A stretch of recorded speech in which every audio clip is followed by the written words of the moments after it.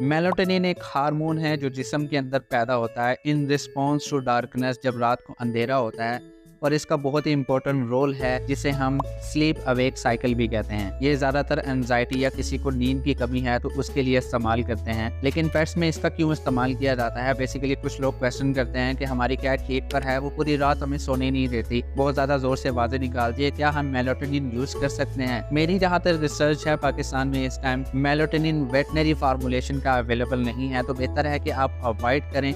लेकिन जो veterinary formulation का मेलाटोनिन है वो साइंटिफिकली रिकमेंडेड है, पूरी दुनिया के अंदर आप इस्तेमाल कर सकते हैं।